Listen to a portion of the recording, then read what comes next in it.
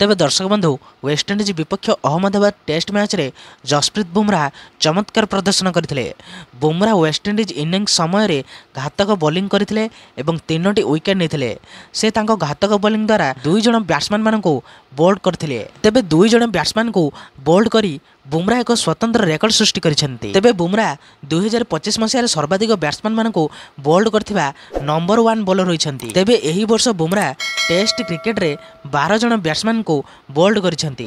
तांको परे मोहम्मद सिराज अछंती। सिराज 2025 मसीह 9 जण बैट्समैन मानकू सफलतार सहित बोल्ड करछंती। तेबे एहा सहित बुमराह 2025 रे अंतर्जातीय क्रिकेट रे बोल्ड करी मोट 15टी विकेट नेबा सह अंतर्जातीय क्रिकेट रे रेकर्ड सृष्टि करिसेंती। तेबे जसप्रीत बुमराह भारत रे 50टी विकेट हासिल करी कपिल देव को अन्योन्य रेकर्ड भांगिछंती।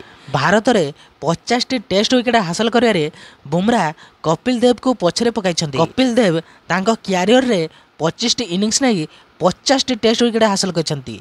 एबे बुमराह मात्र 24टी इनिंग्स रे भारत रे 50टी विकेट हासिल करछंती। तेबे मैच विषय कहिया को गले प्रथम इनिंग्स रे वेस्टइंडिज 162 रन रे ऑल आउट होइतिला।